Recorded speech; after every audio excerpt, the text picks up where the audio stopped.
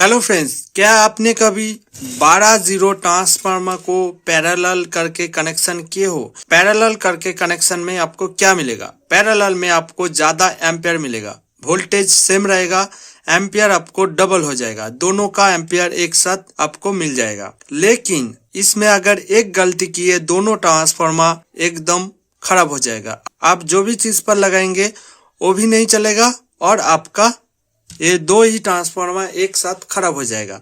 तो चलिए आज की इस वीडियो में हम एकदम प्रॉपर वे में ट्रांसफार्मर को कैसे पैरेलल करते हैं वो जानेंगे। यहाँ पे सिर्फ हम ट्रांसफार्मर को पैरेलल करेंगे, एसी पर ही हम इसको पैरेलल कर लेंगे। तो चलिए पहले हम जान लेते हैं पैरेलल करने के लिए आपको कौन कौन चीज ध्यान रखना जरूरी है। पैरेलल करने के लिए आपको दोनों ही ऑलमोस्ट सेम वोल्टेज का आउटपुट वाला आपको ट्रांसफार्मर लेना होगा। जैसा कि मैं यहाँ पे जो लिया हूँ वो 0-12 का ट्रांसफार्मर है और दोनों का ही ऑलमोस्ट सेम वोल्टेज है। अगर यहाँ पे एक या फिर दो वोल्टेज ज्यादा है तो उनमें आपको खास नुकसान नहीं होगा, लेकिन अगर वोल्टेज 5-6 वोल्ट ज्यादा है तो आपका काम नहीं चलेगा।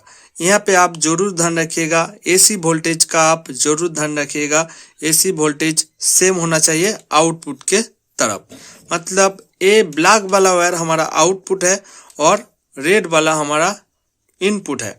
तो अब हम इनपुट को दोनों ही हम यहाँ पे पैरेलल करेंगे और आउटपुट का भी पैरेलल करेंगे। लेकिन यहाँ पे आपको एक चीज ध्यान रखना होगा, वो क्या चीज? चलिए वीडियो में आगे बढ़ते हैं। तो मैं पहले इसको पैरेलल कर लेता हूं। मैं इस तरफ का वायर और इस तरफ का वायर दोनों का मैंने एक साथ जोड़ लूंगा। ओके, और ये वायर को भी मैं जोड़ लूंगा।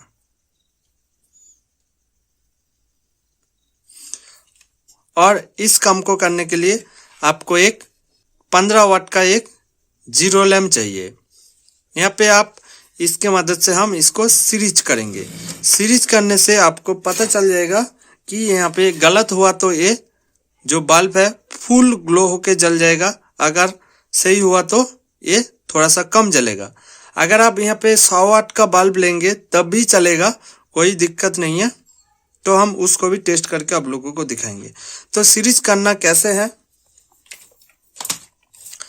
तो ये एसी इनपुट का यहाँ पे वायर है और ये इसका जैक।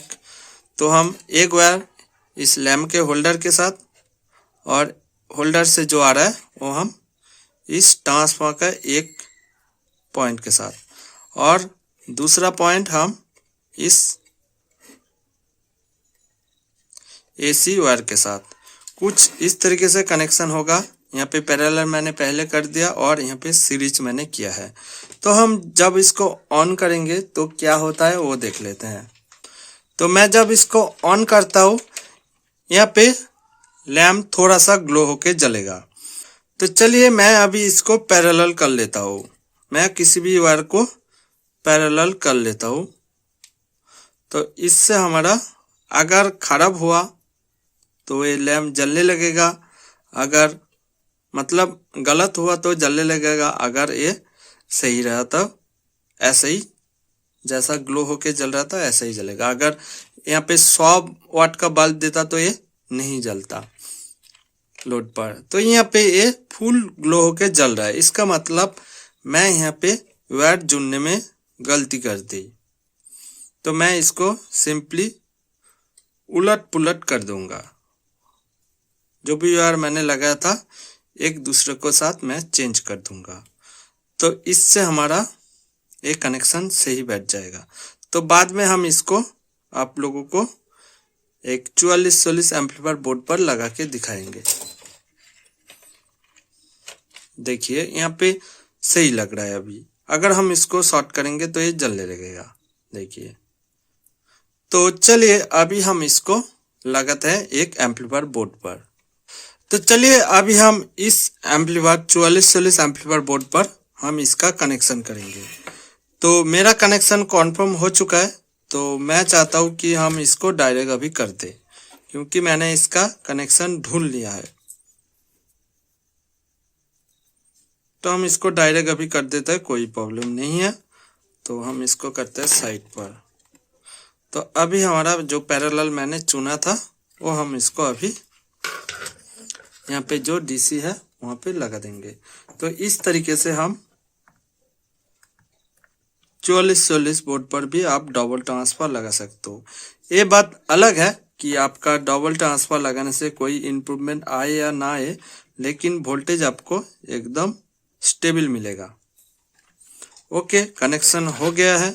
अभी हम इसका साउंड टेस्ट करेंगे। तो चलिए मैं अभी इसका पावर ऑन करता हूँ। ओके, नॉइस आ चुका है। अरे काफी तगड़ा पावर देगा अभी।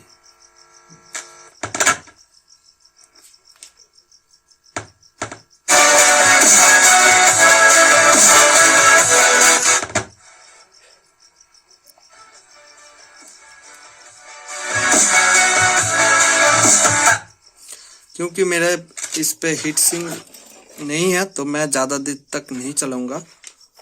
ये वो आईसी है, ओरिजिनल आईसी है तो सही है, नहीं तो ये सोहा हो जाता। तो चलिए वीडियो को यहाँ पे ख़त्म करते हैं, और आगे ऐसा रिलेटेड वीडियो देखने के लिए मेरे चैनल को जरूर सब्सक्राइब कर लेना। तो आज के लिए इतना ही, बाय।